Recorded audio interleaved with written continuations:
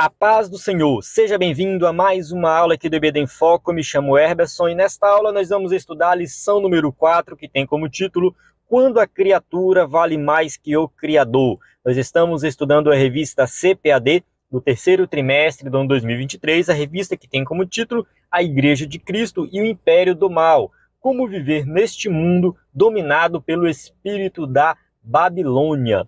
Nós estudamos na lição número 1 que é o espírito da Babilônia. Já entendemos que é o espírito maligno, o espírito do mundo caído, o mundo que vive no pecado. O espírito da Babilônia impera neste mundo caído desde sempre, desde que o pecado entrou no mundo. Então, assim, pecado é pecado, desde Adão até hoje, não mudou. A gente tem que entender que o pecado faz parte da natureza do ser humano. O ser humano caiu e a sua natureza foi contaminada pelo pecado. No entanto, tem algo muito importante que nós temos que levar em consideração, que é o contexto em que vivemos e como que o pecado atua nesse contexto.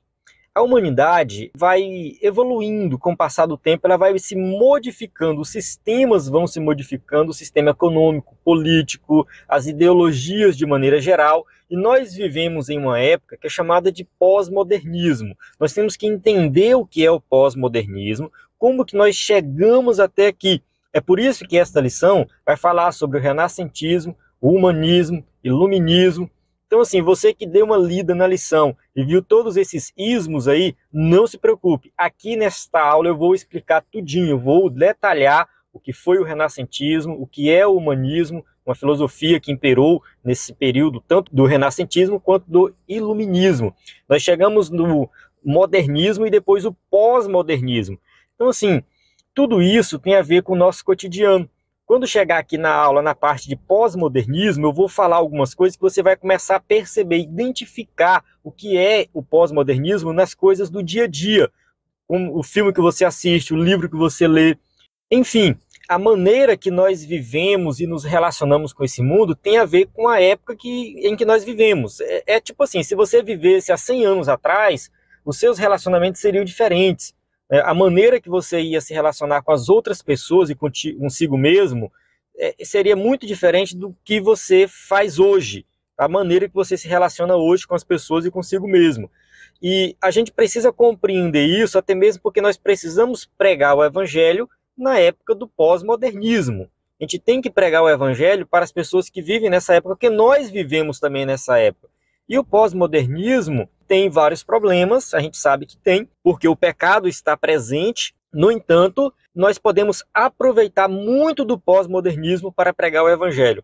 Um livro que eu recomendo, não sei se vai dar para eu colocar aqui na tela para você, mas é chamado de Pós-Modernismo, do Stanley Grenz. Stanley Grenz, Pós-Modernismo, um excelente livro que fala sobre esse tema.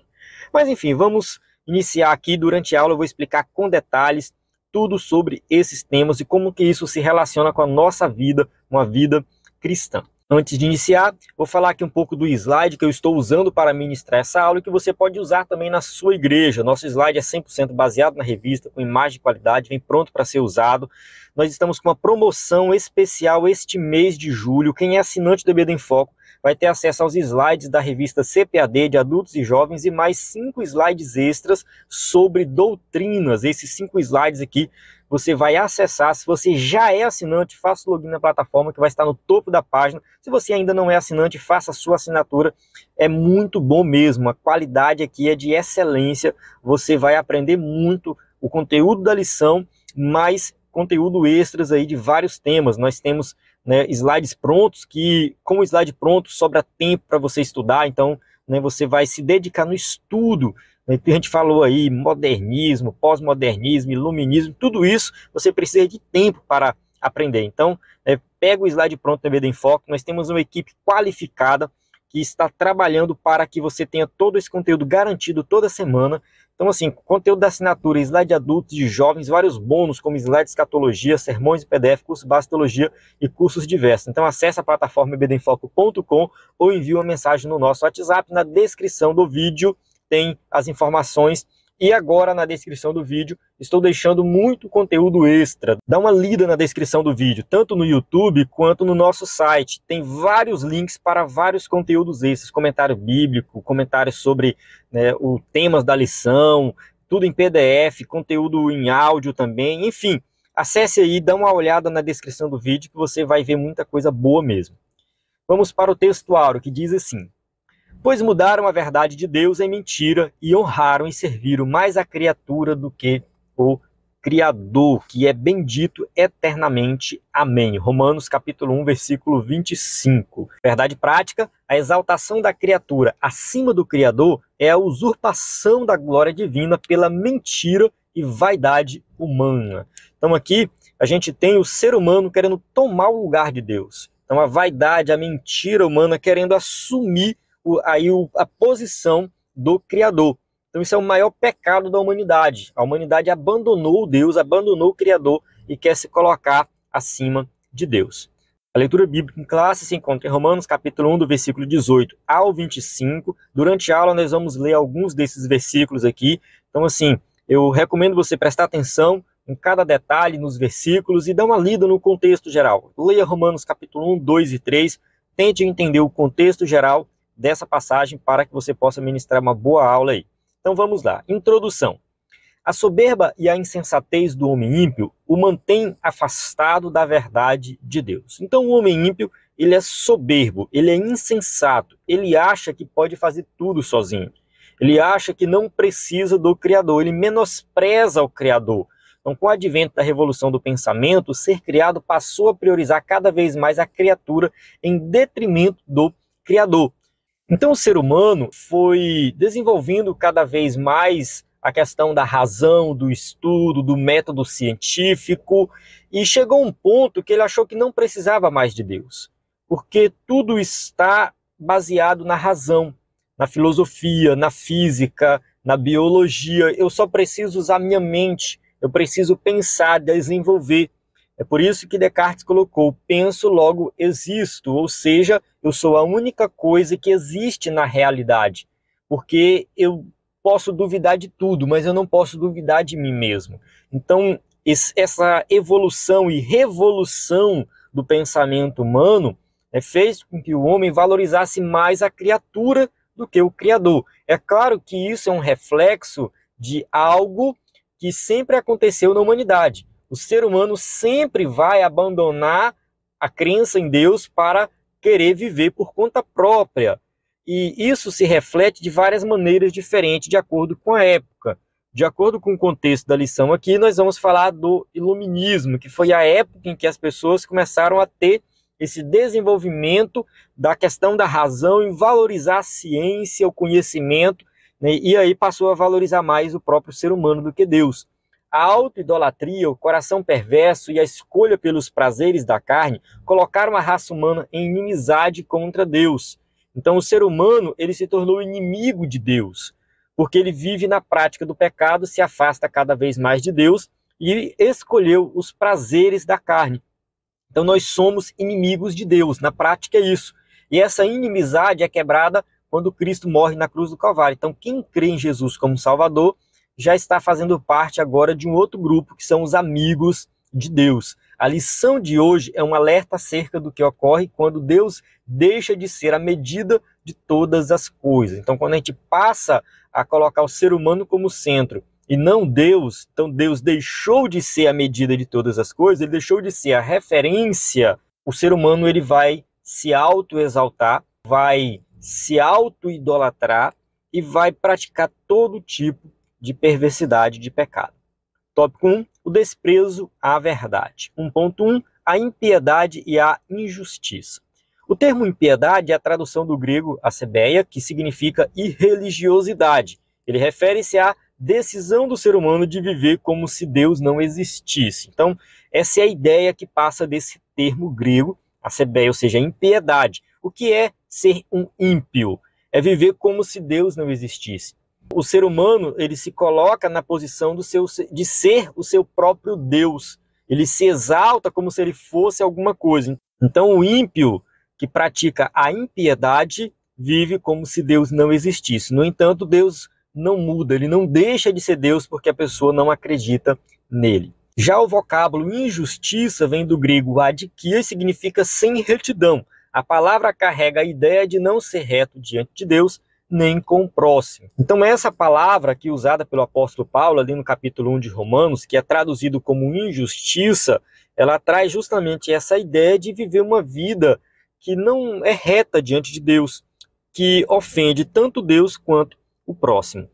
Ambas as palavras revelam a situação geral da humanidade não regenerada, sua idolatria, o culto à criatura, a perversidade e a depravação moral que expressa uma decisão deliberada do homem em desprezar a verdade divina. Olha só o que está escrito em Romanos 1,18. Porque do céu se manifesta a ira de Deus sobre toda a impiedade e injustiça dos homens, que detêm a verdade em injustiça. Aqui o apóstolo Paulo usa essas duas palavras, impiedade e injustiça, que despertam a ira de Deus. Muitas pessoas têm dificuldade de falar da ira de Deus, porque ira sempre é algo ruim. A gente nunca vê alguém falando de uma ira boa. Ira é ruim.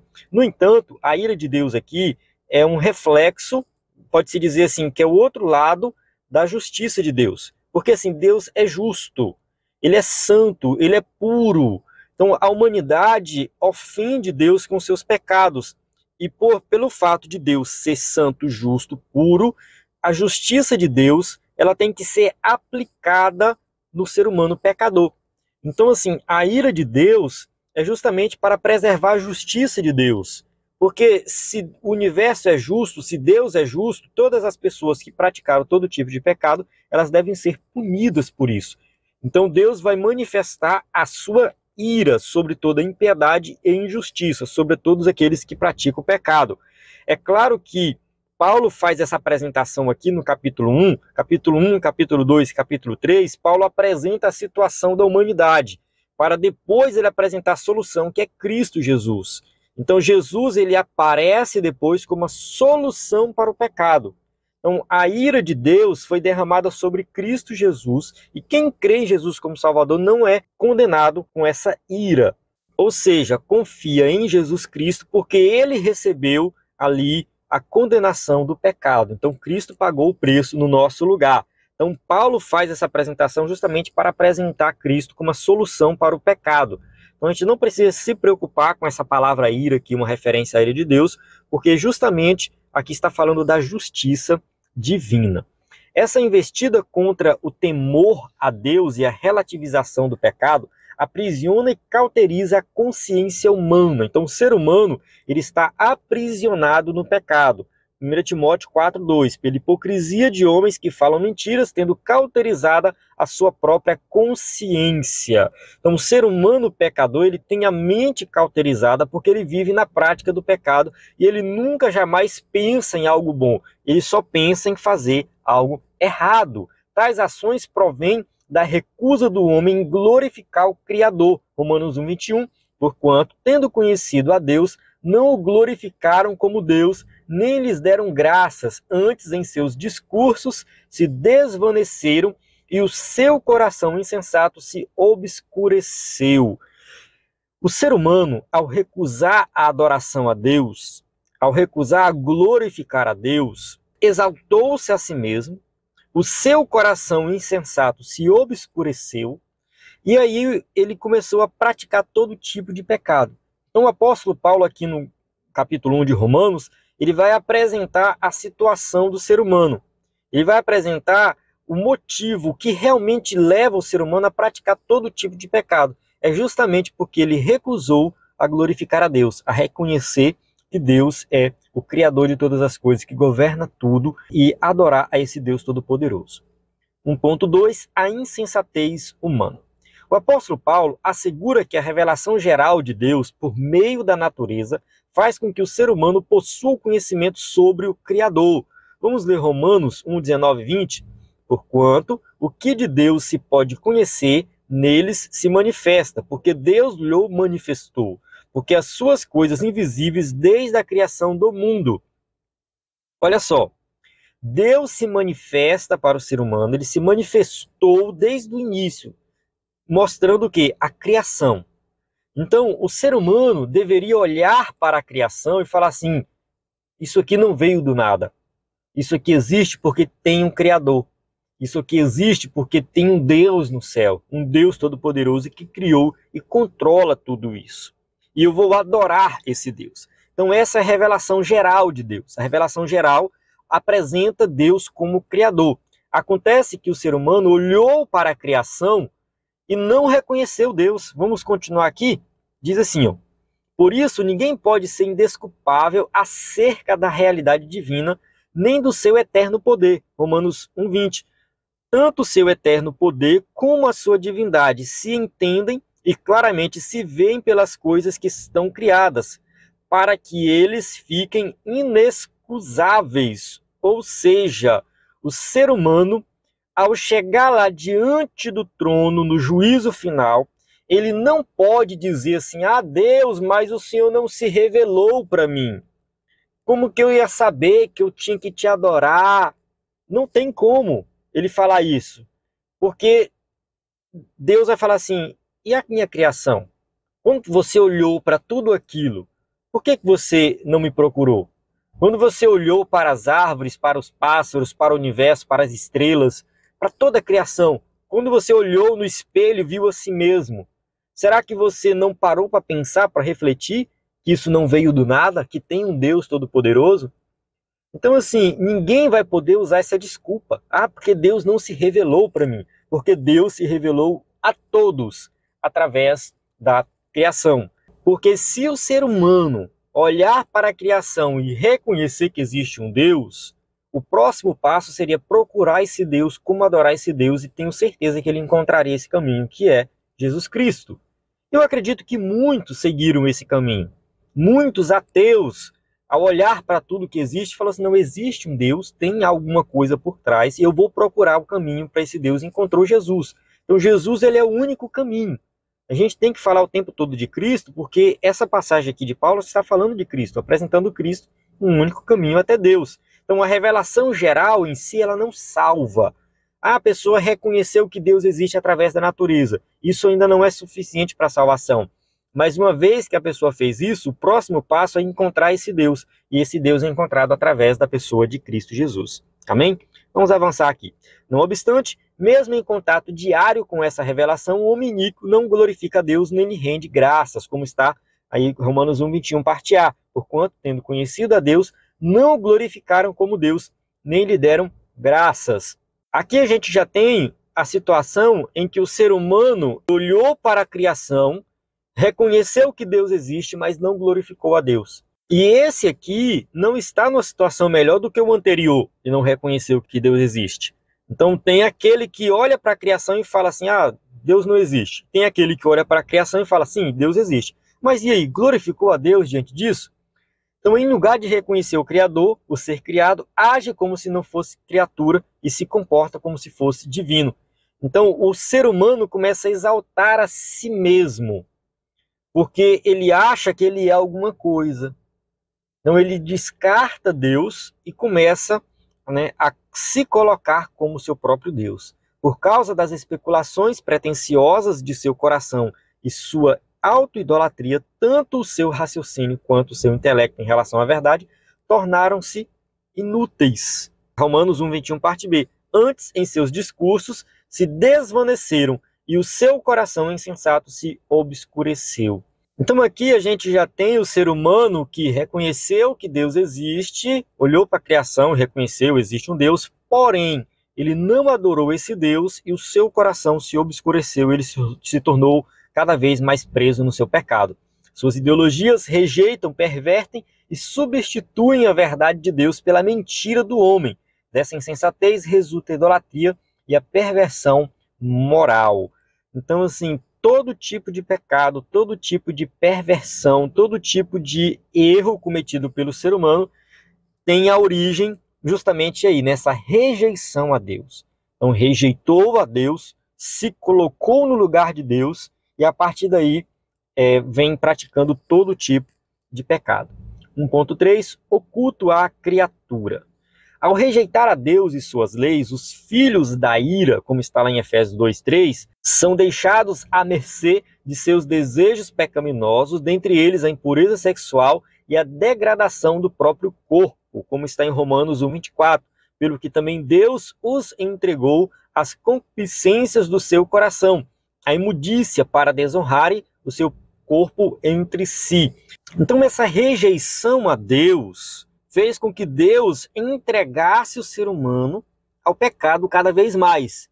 Ou seja, vocês querem viver na prática do pecado? Então vão lá, pequem cada vez mais, eu entrego. Ou seja, Deus entregou as concupiscências do seu coração. E ali eles continuaram praticando cada vez mais pecado, acumulando mais para si o juízo divino. O C.S. Lewis, em um dos seus livros, diz assim: os perdidos gozam para sempre da horrível liberdade que sempre pediram e, portanto, estão escravizados por si mesmos. Então, assim, os perdidos, eles pediram uma liberdade de viver na prática do pecado. E Deus deu essa liberdade para eles.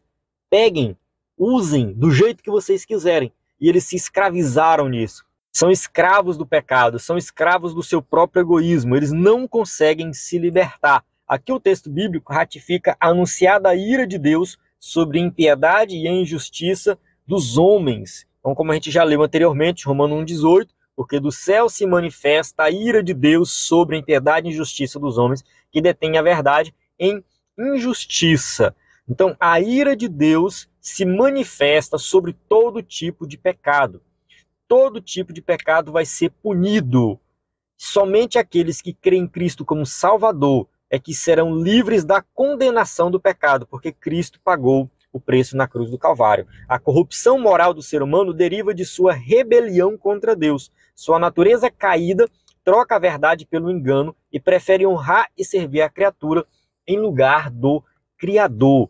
Então, assim, a gente tem que entender que o ser humano está caído.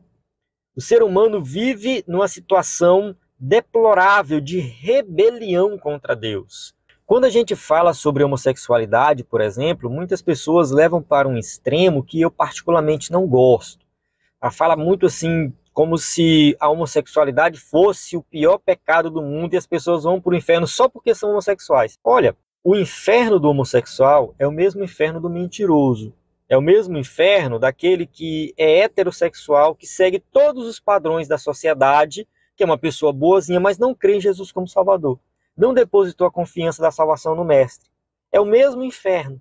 Não tem diferença. Então Paulo deixa bem claro nessa passagem aqui de Romanos que o ser humano, por natureza, está condenado. Por natureza. Ele pratica o pecado o tempo todo. Ele já nasce afastado de Deus. Já virou as costas para Deus e já vive na prática do pecado desde quando nasce. Ponto. Entende? Não é um pecado específico que vai levar alguém para o inferno. É toda a natureza do ser humano. A gente tem que olhar para a natureza do ser humano por completo. Porque pecado para Deus é tudo igual, não tem diferença. Então, assim, eu dei o exemplo aqui do homossexual, mas poderia dar vários outros exemplos. A gente tem que parar de ficar focando no pecado A, pecado B. É claro que a gente tem que denunciar o pecado, a gente tem que falar, sim, do pecado específico, não estou negando isso. No entanto, a gente não pode esquecer de que o problema do pecado é muito mais profundo. Muito mais profundo. É uma rebelião contra Deus.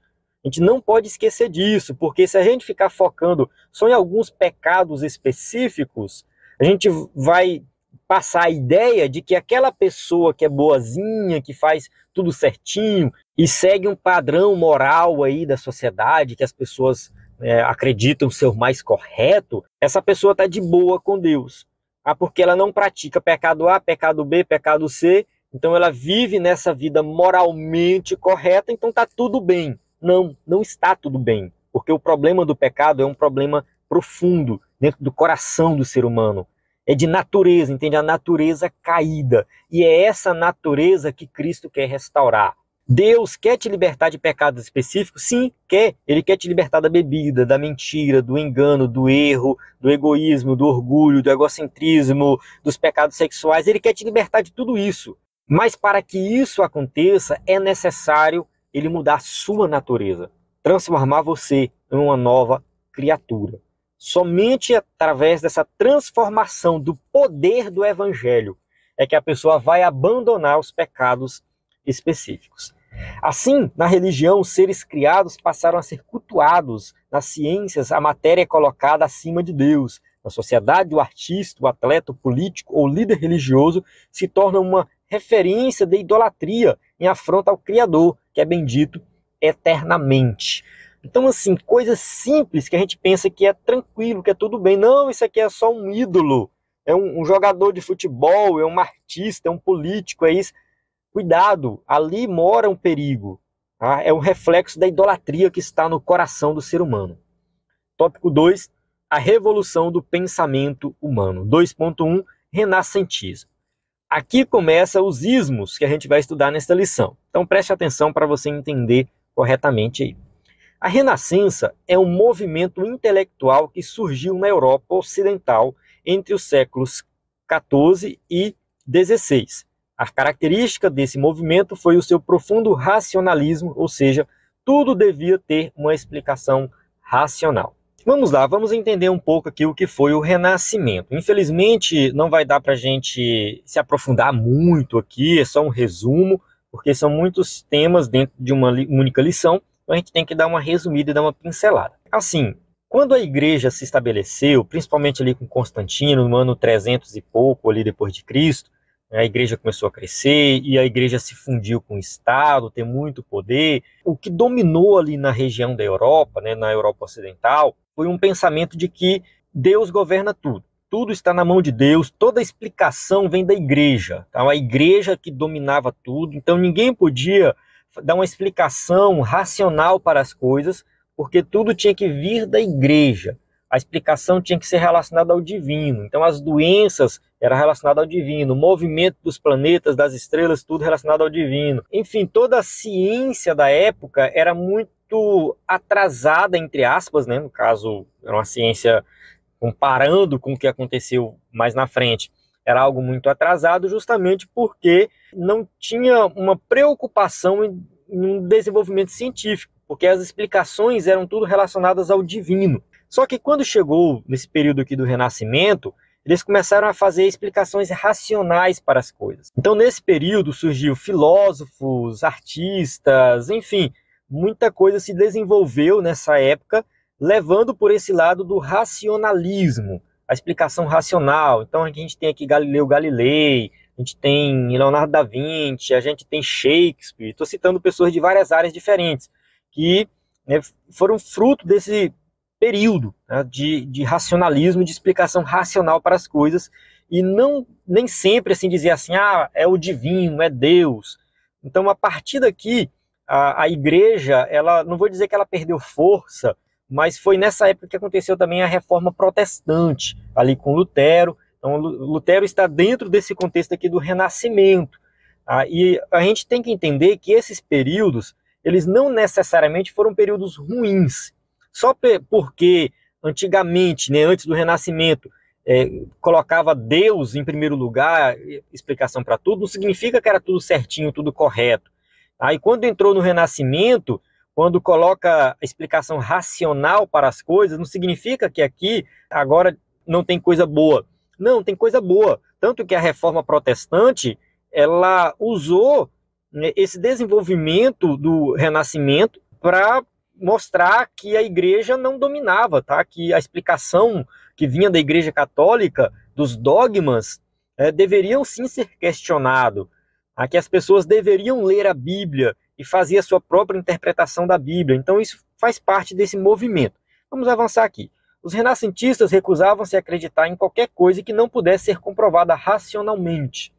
Então assim, começou-se, né, a ter questionamentos. Se não tiver uma explicação racional, eu não vou acreditar. Então, durante esse período, que coincide com o início da Idade Moderna, que os historiadores marcam a partir da tomada dos otomanos pelos turcos em 1453 até 1789, Revolução Francesa, a visão teocêntrica, em que Deus era a medida de todas as coisas, foi mudada por uma concepção antropocêntrica, em que o homem se tornava a única medida de todas as coisas. Então, foi nesse período que os filósofos, os teólogos, enfim, os cientistas começaram a colocar o ser humano como centro. Uma mudança muito importante que aconteceu assim, do ponto de vista científico é que eles diziam que a Terra era o centro do universo, tudo girava em torno da Terra. Mas ali veio Galileu Galilei, depois Copérnico, enfim, eles foram mostrando que, na verdade, a Terra não é o centro, que na verdade a Terra gira em torno do Sol.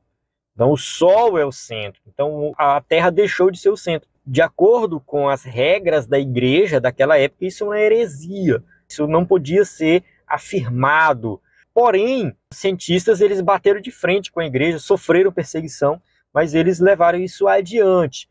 E essa mudança de concepção, colocando o homem no centro, é claro que isso tende por um lado pecaminoso, claro que o pecado, de maneira geral, vai se aproveitar disso. No entanto, esse movimento foi um avanço na sociedade. A gente for parar para pensar, foi um grande avanço. No lugar de ver o mundo a partir das lentes do Criador, os homens passaram a enxergá-lo a partir das lentes da criatura. Então aqui, os renascentistas, aqueles que levaram para um extremo essa questão do antropocentrismo, colocaram ali o ser humano como o mais importante. Então, a partir dessa época, começou-se a desenvolver filosofias, teologias que tiram Deus do centro de todas as coisas. Assim surgiram os primeiros efeitos do processo de secularização da cultura, quando a vida social passou a ceder o espaço para o racionalismo e o ceticismo. Então aqui o escritor da revista está levando por esse extremo, do lado de que eles ignoraram por completo Deus. Então a cultura começou a ser secularizada, ou seja, não está mais relacionada ao divino, não temos mais necessidade de Deus, o ser humano racional explica tudo. A gente tem que entender que no meio de tudo isso, a igreja verdadeira se preservou, teólogos verdadeiros se preservaram, e esse movimento ele beneficiou e ajudou muito também a propagar a palavra de Deus. No meio de tudo isso, surgiram missionários, pregações e cientistas crentes. A gente pode até citar o Isaac Newton, que foi um cientista que explicou o universo através de equações. Ele descreveu tudo isso através de matemática, né, tudo que acontece, a ciência, e mesmo assim ele acreditava em Deus, ele acreditava que Deus governava tudo isso. Então, assim, não chegou assim, algo ruim, tirou Deus e ninguém acreditava mais em Deus. Não, Deus continuava sendo o centro da vida daqueles que criam em Jesus como Salvador. Tá? Nesse sentido, a revolução científica e literária que se deu a partir do Renascimento contribuiu para o surgimento do humanismo. Então, o humanismo é o próximo ponto que a gente vai estudar agora. Vamos lá, humanismo 2.2. A Itália foi o principal centro humanista nos fins do século XV.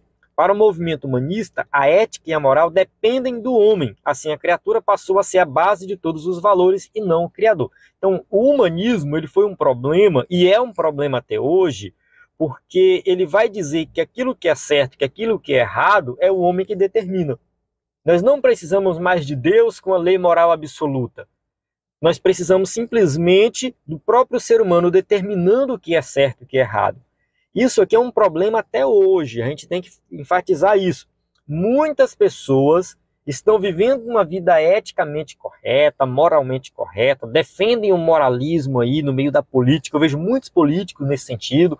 Aí eu vejo aí vários políticos, porque eu sou contra a ideologia de gênero, sou contra a homossexualidade, sou a favor da família tradicional, defendo princípios moralmente corretos, muitas vezes citam o cristianismo, defendo princípios cristãos, mas ele nunca acreditou em Jesus como Salvador. Ele nega que a salvação depende de Cristo. Ele não tem Cristo como centro da sua vida. Muitos políticos hoje ganham voto dos evangélicos defendendo uma moral humanista e não uma moral ou uma ética cristã. A gente tem que ter muito cuidado com isso. O humanismo começou aqui nessa época, no século XV, ele permanece até hoje, porque ele parte de uma ética humana e não de uma ética divina. Só porque usa o nome de Deus não significa que defende o evangelho. O evangelho é algo muito mais profundo. Como eu já comentei anteriormente, o evangelho ele vai no âmago do ser humano, ele vai no centro ali. Ele tem que transformar o ser humano por completo. Não é simplesmente fazer você ter uma vida moralmente correta. Ir à igreja e viver uma vida moralmente correta não significa que é salvo. O salvo de verdade, ele teve uma vida transformada pelo poder do evangelho. Então, assim, o humanismo foi um problema naquela época, é um problema hoje, nós temos que ter muito cuidado. Os humanistas aprofundaram seus estudos na história antiga a fim de desconstruir os livros sagrados. De positivo, destaca-se a valorização dos direitos do indivíduo. O escritor da revista destaca aqui algo positivo.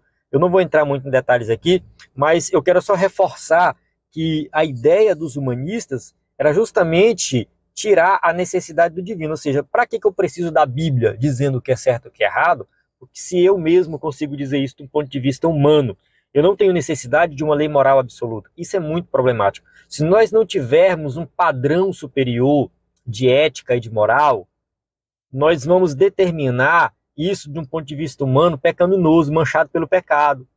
Aí entra o relativismo, que vai surgir lá no pós-modernismo. Então o pós-modernismo vem lá na frente, o relativismo ele vem lá na frente, mas a origem dele está aqui. Porque se eu determino o que é certo e o que é errado, tudo bem. Então isso vai depender da época, do local. Entende? O que é certo hoje pode ser errado amanhã, o que é errado hoje pode ser certo amanhã, e assim vai. Então assim, a gente tem que ter muito cuidado com o humanismo. Agora falando dessa parte aqui que o escritor da revista colocou, né, que tem algum lado positivo, né, valorização dos direitos do indivíduo, vamos avançar aqui, ó, fala assim, ó, porém, esta não é uma bandeira própria do humanismo. A Bíblia possui um arcabouço de concepções de liberdade e de igualdade, e antecedem muitos direitos que aparecem nos tempos modernos. Então, assim, nos tempos modernos, os liberais, principalmente, vão defender a ideia de que eles trouxeram a ideia de direitos iguais e tudo mais, e valorização do ser humano, e aí tem os direitos humanos e tal. Só que a Bíblia já tem isso ó, há muito tempo. Há muito tempo. Então, assim, a origem é divina.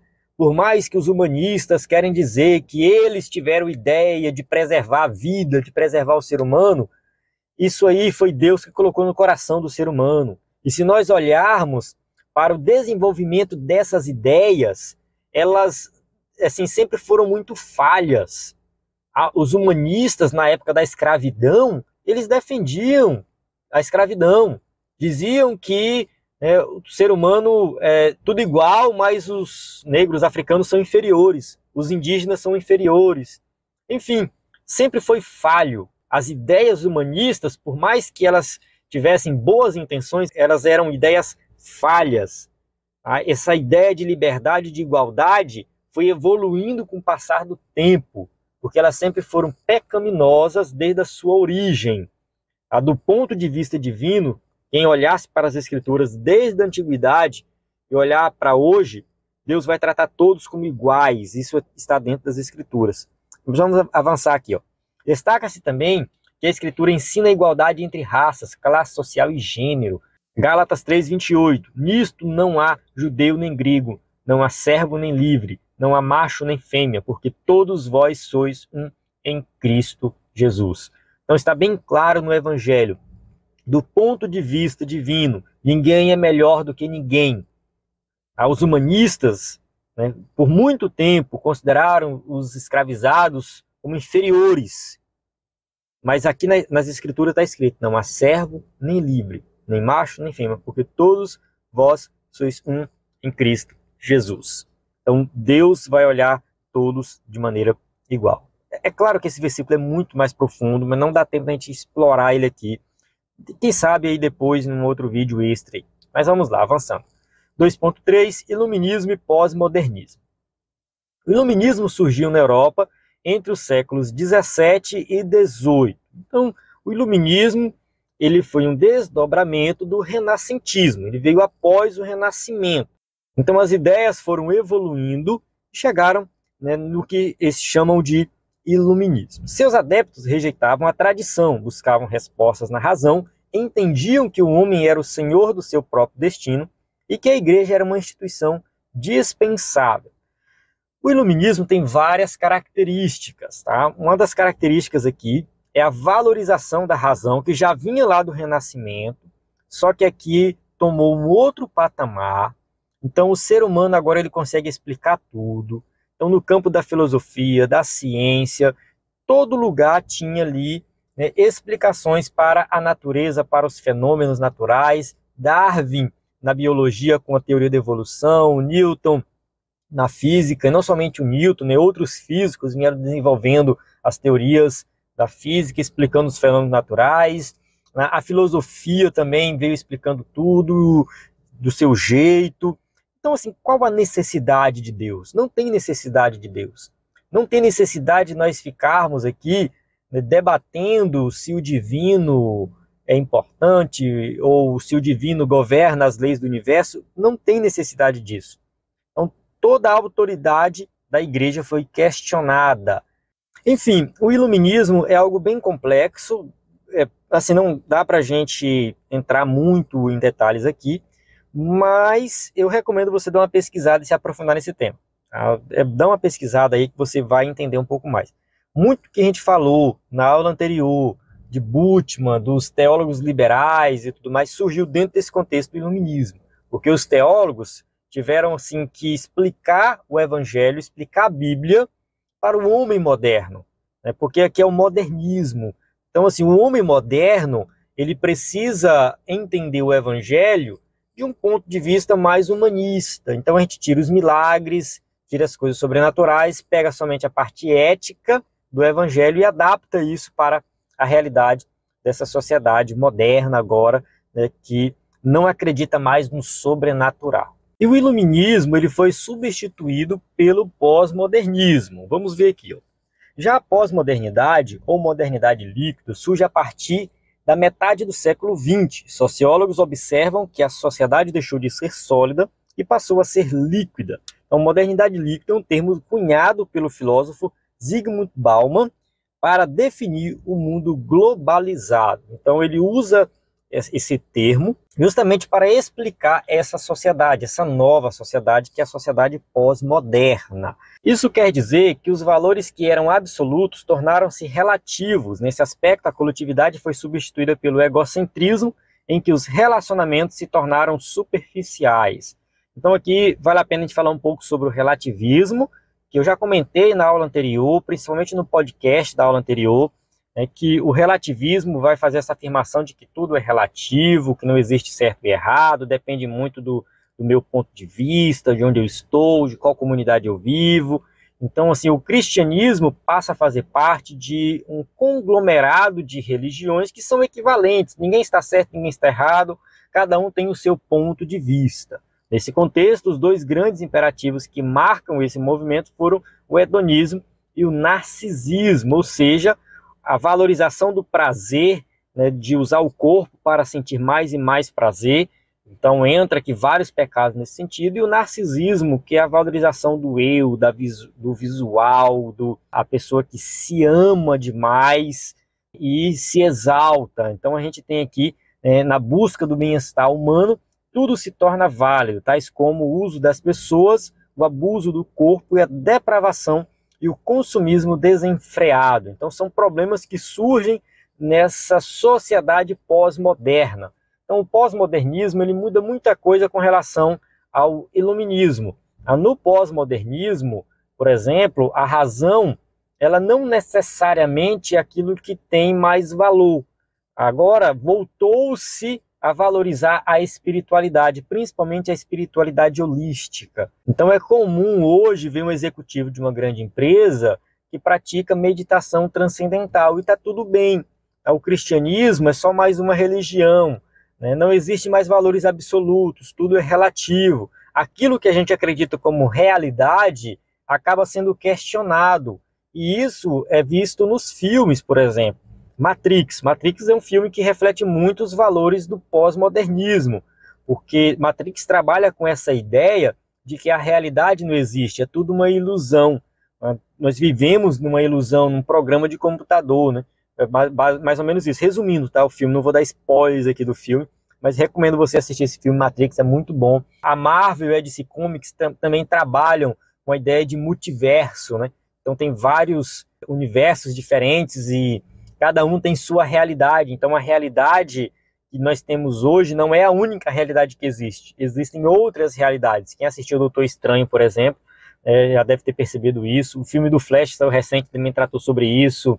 Enfim, vários filmes vão tratar desses temas, vão fazer esses questionamentos, que são questionamentos que a sociedade de hoje faz, que o jovem de hoje vai fazer.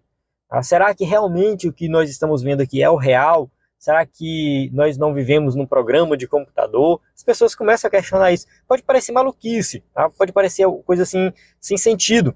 No entanto, dentro da sociedade em que nós vivemos, que é uma sociedade pessimista, Tá? Porque na época do iluminismo e do renascimento, eles acreditavam assim, que a ciência ia revolucionar tudo, que todos os problemas da humanidade seriam resolvidos, que futuramente não teria mais fome, não teria miséria, desigualdade social, porque a ciência ia resolver, o ser humano agora resolve tudo. E depois de 2 guerras mundiais, depois da fome aumentar, das coisas só piorarem cada vez mais, o jovem de hoje é muito pessimista. O jovem de hoje ele não tem uma expectativa boa do futuro. E por isso que a realidade muitas vezes é questionada. E aí, como que nós vamos pregar o evangelho para essa sociedade? Como que nós pregamos o evangelho numa sociedade pós-modernista? O livro que eu estou lendo, do Stanley Grenz, né, o Pós-Modernismo, ele trata sobre isso. E o último capítulo ele fala algo muito bacana assim, de como pregar o evangelho para essa sociedade pós-moderna, destacando os benefícios do pós-modernismo para a pregação do evangelho. E eu achei isso bem interessante porque quando a gente lê aqui na lição, parece que só tem coisa ruim. Parece que o Renascimento só teve coisas ruins, o Iluminismo só teve coisas ruins, o pós-modernismo só tem coisas ruins. E não é assim, porque é a sociedade que vivemos. Não tem o que fazer. Vivemos nessa sociedade, ponto. A gente tem que se adaptar a ela. Então, como que nós vivemos nessa sociedade? Por isso que o título da revista é esse: Como viver neste mundo dominado pelo espírito da Babilônia. A gente tem que aprender a viver no mundo pós-modernista, pregar o evangelho no mundo pós-modernista. O que tem de bom nesse pós-modernismo? O que podemos aproveitar e como nós vamos viver nesse mundo pós-modernista sem abandonar a fé em Cristo Jesus. Na verdade, crendo que ele pode transformar vidas, mesmo diante de uma sociedade corrompida. Tópico 3, tipos de autoidolatria. Vamos nos aprofundar aqui um pouco mais nessa questão que tocamos agora no tópico 2.3. Falamos aqui, só voltando, do narcisismo, do hedonismo, enfim, vamos nos aprofundar nisso. Idolatria e autoimagem. A idolatria é tudo que se coloca no lugar da adoração a Deus. Nesse caso, podemos dizer que o culto à autoimagem é uma forma de idolatria. Então, quando a pessoa começa a exaltar a própria imagem, a gente chama de narcisismo, essa pessoa está se auto-idolatrando, está colocando a criatura no lugar do Criador. Enquanto Cristo reflete a imagem de Deus, o narcisismo humano reflete a natureza do pecado. João 8,34. Respondeu-lhe Jesus: em verdade vos digo que todo aquele que comete pecado é servo do pecado. Se o ser humano é servo do pecado e se ele está se exaltando, ele está exaltando a própria natureza pecaminosa.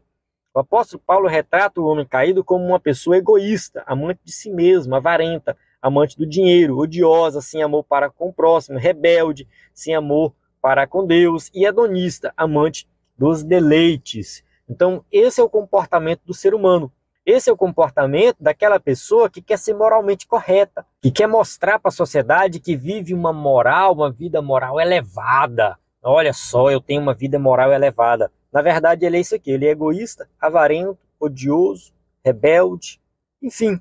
É uma pessoa que não tem comunhão com Deus. Não existe moral nenhuma que vá conduzir o ser humano a uma redenção. A redenção ela só vem por meio de Cristo Jesus.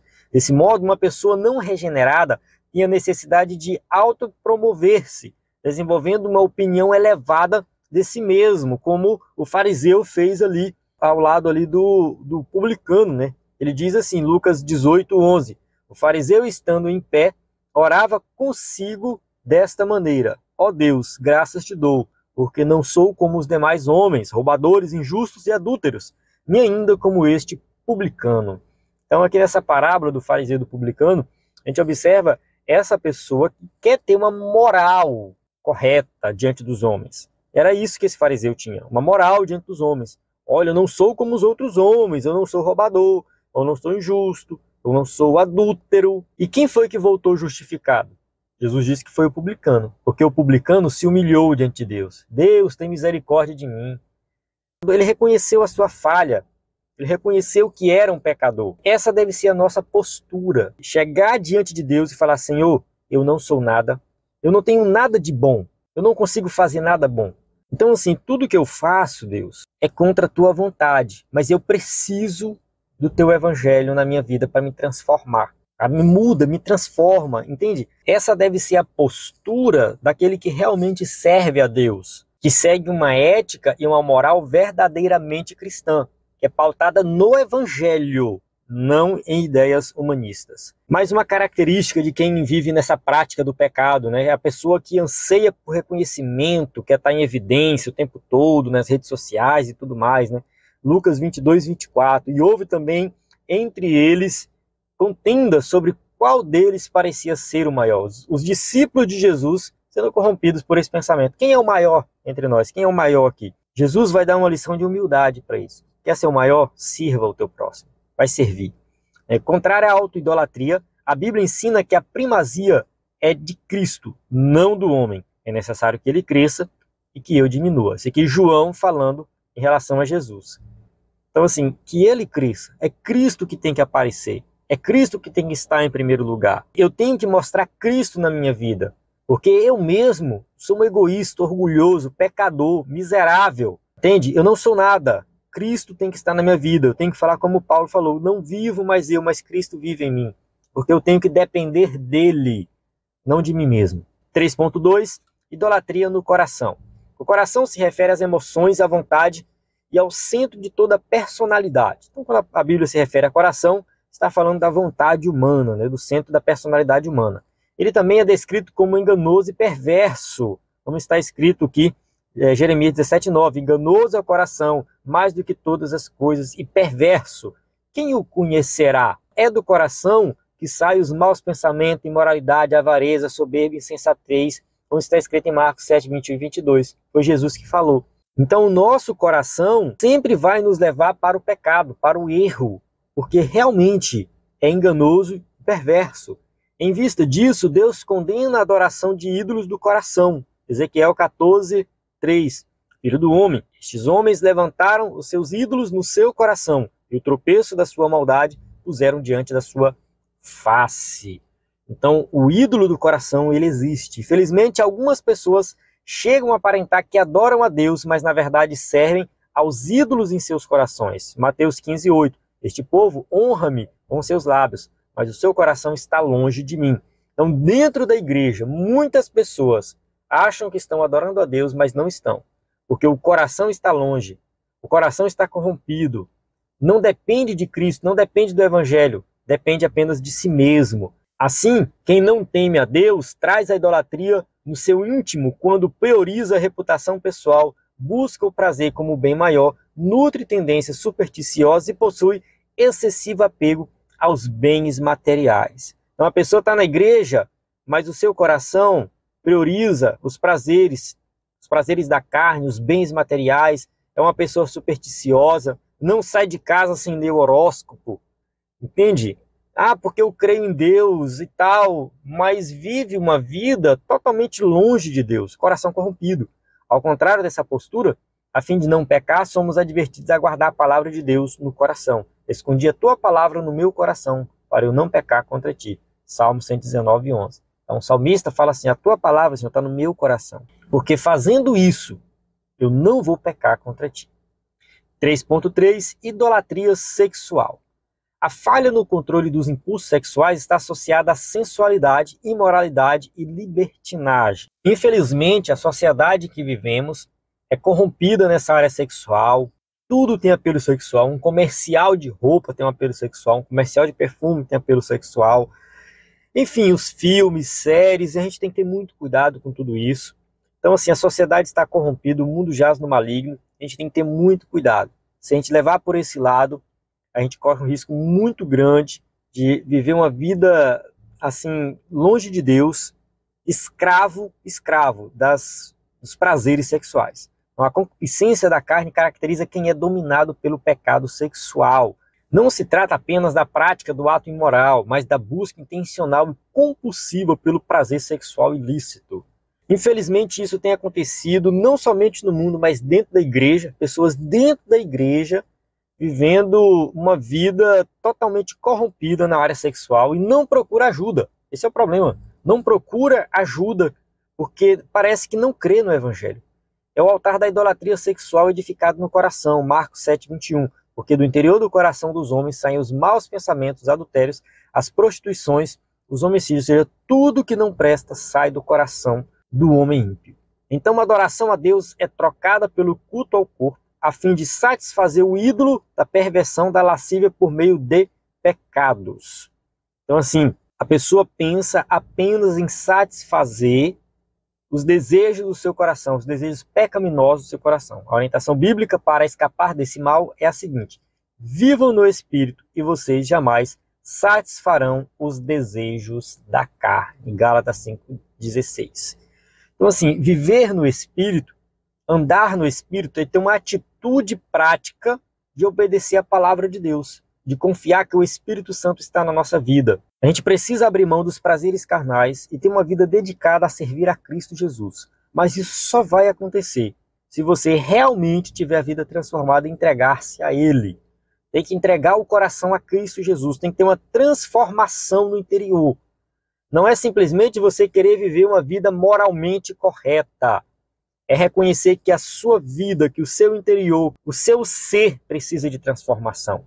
O Evangelho é isso, é transformação do homem por completo. Ele é integral, ele muda a vida do ser humano. Tá? O Evangelho ele é integral, ele tem que transformar cada detalhe da nossa vida. Chegamos na conclusão da nossa aula que diz assim: a corrupção da raça humana é o desfecho de sua rebelião à verdade divina. A impiedade e a ausência de retidão resultaram em teorias de autossuficiência em que a criatura se ergue acima de seu Criador. Ao se colocar como medida única de todas as coisas, o homem eleva seu interesse acima da vontade divina. As consequências são a autoidolatria, a depravação moral, a decadência social e espiritual. Não obstante, a Escritura alerta que a ira divina permanece sobre os que são desobedientes à verdade divina. Então a gente tem aqui uma conclusão maravilhosa que resumiu bem a lição. A gente tem que entender que o problema é a corrupção do ser humano, que se afastou de Deus, que recusou-se a adorar a Deus, a glorificar a Deus, que se colocou no lugar de Deus, e a partir daí várias teorias são desenvolvidas. A gente sabe que a humanidade ela vai caminhando de mal a pior. No entanto, a igreja ela sempre existiu em todas as épocas. A igreja ela sempre preserva a sua vida de santidade, porque ela é separada do mundo. A igreja tem a sua ideologia própria, ela não precisa de ideologias humanas, porque o evangelho é superior a qualquer ideologia. A gente não precisa ficar se apegando à ética e à moral que vem do humanismo, porque nós temos uma ética e moral cristã que parte do ponto de vista de que Cristo morreu por nós da cruz do Calvário. Entende? A gente vai abordar a partir daí. Não adianta a gente querer apresentar um evangelho que simplesmente é uma lista de coisas para fazer. Isso não vai salvar ninguém, se a pessoa não confiar em Cristo como Salvador. Tem um filme sobre esse tema que é bem interessante, não estou lembrado o nome dele agora. Se eu lembrar depois eu coloco nos comentários aí, coloco na descrição do vídeo. É um filme de ficção científica evangélico, isso mesmo. É um filme que fala sobre viagem no tempo. Tá? Um pastor, ele constrói a máquina de viajar no tempo, né? Ele vai para o futuro e ele percebe que lá no futuro as pessoas defendem uma vida moral sem falar de Jesus. Simplesmente fala que é certo e que é errado sem falar de Jesus. E isso ele percebe como um problema. Quando ele volta para a época dele, um pastor amigo dele faz uma afirmação em um livro. Né? Nesse livro ele diz que é possível apresentar o evangelho sem falar de Cristo, apresentando apenas os ensinamentos de Cristo. E aí esse pastor que foi para o futuro e viu o problema disso, fala assim: eu não aceito isso no seu livro, eu não aprovo. E aí tem uma confusão entre eles. E ele fala assim: não, eu quero fazer com você um teste, eu quero te mandar para o futuro para você ver as consequências desse ensino baseado apenas no ensinamento moral, sem falar de Jesus. Entende? Então assim, a gente tem que ter muito cuidado com isso, porque sabemos que o mundo jaz no maligno, tá? E o mundo vai de mal a pior, tá? Vive no pecado e tudo mais. A gente precisa apresentar solução para o pecado. E a solução vem através de Jesus Cristo, não de um ensinamento moral vazio, humanista. Somente Jesus pode nos resgatar dessa escravidão do pecado. Amém? Então vamos concluir aqui a aula, tem as perguntas para quem vai usar o slide na igreja, mas se você usa o slide, manda uma foto para a gente, divulgar nas nossas redes sociais, acesse nosso site ibdenfoco.com ou envie uma mensagem no nosso WhatsApp. Nós estamos à sua disposição para tirar dúvida que for necessário. Assinatura da Direita Slide Adultos e Jovens, vários bônus. Então, na plataforma IBD em Foco, você tem tudo o que precisa para ministrar uma aula de excelência na IBD. A paz do Senhor, até a próxima aula.